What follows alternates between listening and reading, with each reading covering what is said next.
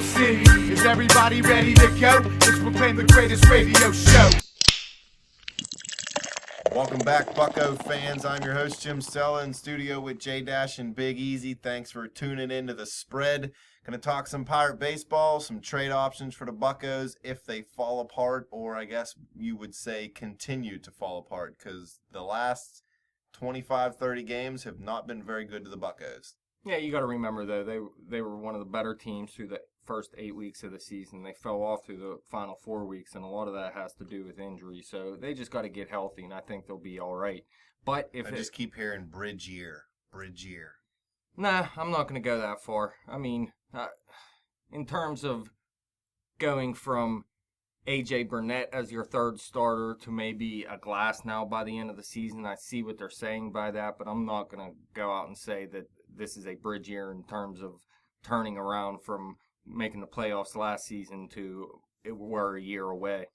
I think they still have the team to at least win the wild card. And I'm not giving up on a division yet either, at least until the Cubs turn it around again too, because they've fell off. And if they keep playing 500 ball and the Pirates can turn it around, get healthy and turn it around, I mean, there's still a possibility here. There's a ton of games left. And I'm not counting the Cardinals out either.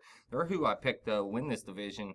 And all they need is some better pitching out of their starters who we've seen pitch better in the past. So it's a definite possibility the Cardinals make a run here soon. But somewhere around 14 back of the Cubs and 10 of the Cardinals. That was the other day, I think. Well, I heard it's it. So 12. it could be like yeah, 12. The Cubs have been losing, man. They're 12 back of the Cubs, and the Cardinals are 9 back of the Cubs right now. But some trade options if the Bucs falter. I think that we mentioned in one of the other segments, the first guy you would look at is Mark Melancon, having another great season. He's $10 million on the books this year, and this is his last year of arbitration. So he's a definite guy. If you're not winning ball games, if you're 10 games out of the wild card by the time the trade deadline comes around, Mark Melancon is a guy you definitely want to get rid of and try to, even if you get 2 solid young guys that you put in your minor league system, I mean, it makes sense. There's no reason to keep this guy around and then just let him go to free agency at the end of the season and get nothing for it. So that's something you definitely want to look at if the situation arises. What if you could deal Melancon, who's a great closer, for 2 good bullpen guys, and then make Watson the closer, if you're in contention?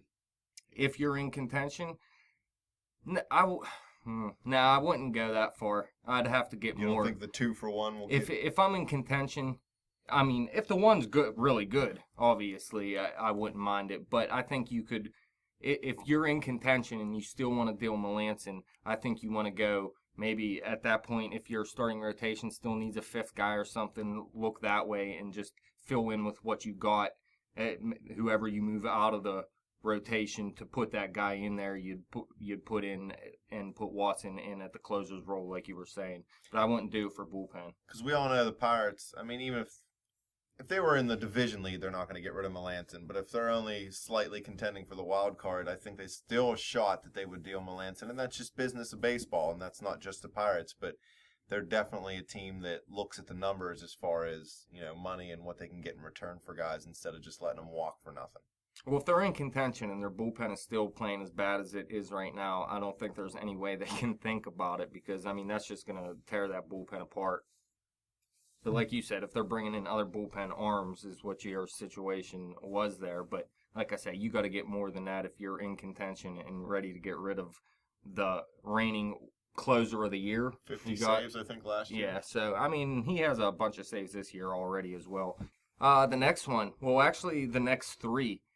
3 guys you brought in this season, John Jaso, Matt Joyce, David Freese, all having great seasons. These are the types of players that bad teams sign and hope they have good seasons so at the deadline they can deal them away and get some young prospects in their system. And these are 3 perfect guys you got to trade if you're not in it. David Freese, he's not on a long-term contract. Matt Joyce isn't on a long-term contract. Jaso is on a 2-year contract. And we know Josh Bell is the future anyway. So even if you dealt Jaso at the deadline, you could just call up Josh Bell, get him some time in for next season. You know what I mean? So there is no reason not to trade these three. And these could be three big additions for someone. And you might get a little bit of a good return for these guys, especially if you package two or all of them together in a deal to add to someone's offense. Jaso, Joyce, Freeze to the Yankees, Chapman. Chapman. Yeah. Get rid of Melanson. No, keep Melanson. Just use Chapman in the 8th.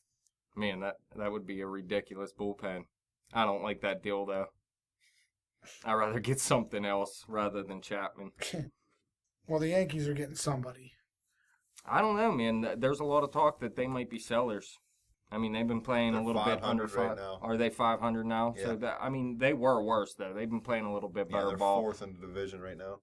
Yeah, but I would doubt they sell. They usually add no matter what, even if they're not really close. Because I mean, you've seen it from before from the Yankees. They were out of it in the first half of the season, locked in last place, and over the second half of the season, they'd put it together and win the division. So I mean, it's not out of the realm of possibility they do that, and there's no reason for them to sell really. I mean, that they might like to get rid of some of these old guys like A-Rod or whatever. They're I mean, desperate to get out from under his contract. they'd love to get rid of He's already him. said he's retiring, I think. But that's after not this real. year. That's Maybe no. not. I think it's after year. next season. Okay, yeah. But they're not really. That's not considered selling. That's getting Right. rid of a contract that you want to get rid of, and you can still be a good team.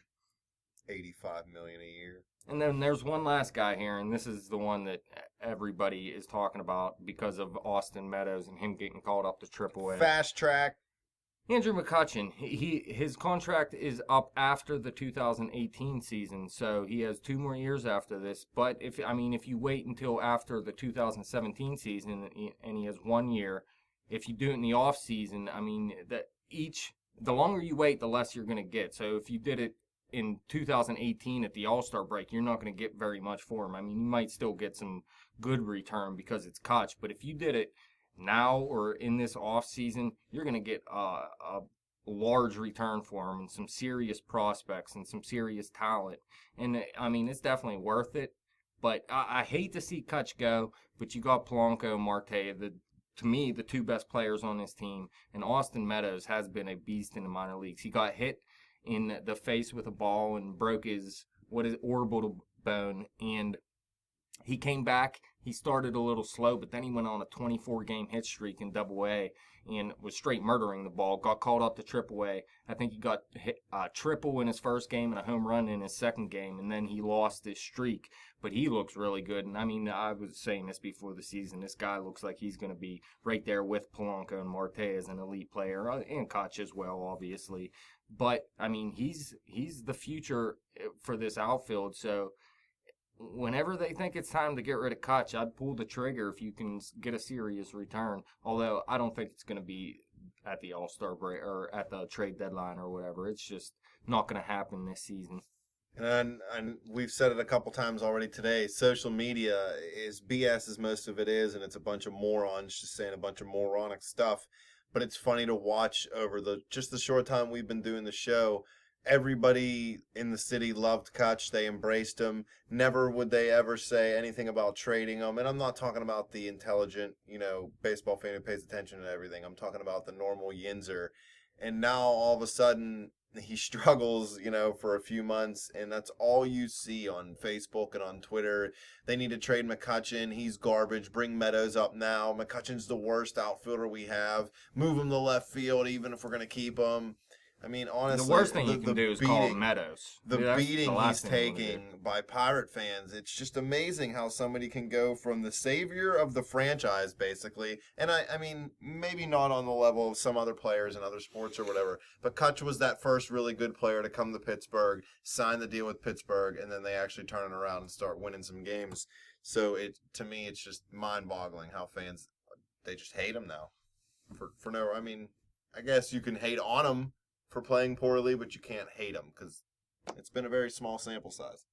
I tell you what, though, you got to start striking out less. 81 Ks and 292 at bats. That's bad. Is he hurt? I mean, is the he has thumb a hurt? thumb injury. They're all hurt. They're all hurt. They are. They're all hurt. They're weak. They're weak. They're very weak this year. Ow, I got They hit need with to a go- pitch. They Ow. need to go down to Southside and get one of Ow. those massages at the parlors. I don't know how to slide. I got knee in the head. Quick old fashioned. My hammy. I run and I hurt my leg. Marte can't even tell you what he hurt because he can't speak English. He just points down his Achilles. Well, Sorry, Dash. they're weak this year, aren't they? Well, I don't know, Big man. It's when you get an vaginas. injury, you get an injury. What are you supposed to do? I mean, look at the Cubs. Dexter Fowler, he had something happen to his leg. He missed the last 7 games. They're 1-6 since. I mean, it happens. The He'll be Cleveland back. Indians You got to deal with it. put a boat motor in their whirlpool to make sure their players could still stay on the field. Where's our And look boat at the motors? Cleveland Indians. Their best player, their best hitter in my mind is Michael Brantley. Outside of Francisco Lindor, that dude's a beast now. But Michael Brantley, one of their best hitters, he's been out a lot of the season, off and on the DL, and they haven't missed a beat without him. But they haven't had the injuries add up like the Pirates have or a couple of these other teams here. I mean, the Pirates have had a few more injuries than other teams so far. And the worst one I mentioned before is Cervelli. I mean, that's the one that really put them behind because that hurts the entire pitching staff along with the offense. They got to step up. The Penguins lost their second best player and went on a historic run to win the Stanley Cup. They got to And rally there's behind still time something. for the Pirates to turn it around too, man. They got to get that rally cap on. Somebody needs to step up. They need to stop the bleeding. And I know they just took 3 or 4 from the Dodgers, but And it's hard the to say. Dodgers, It's hard to say anyone offensively besides McCutchen really has to step up. I mean, there's nobody you can really point at and say, "Oh my God, this guy got to step up." It's mostly they're scoring mostly runs, all the bullpen. but they're still at like a minus 23 run differential for the year because the bullpen's just blowing it And up. I mean, I'm not saying the starting rotation's been perfect either or anything. They've had their injuries with Cole and everything. They had to give Boscan a chance. Vogelsong had a couple starts here and there.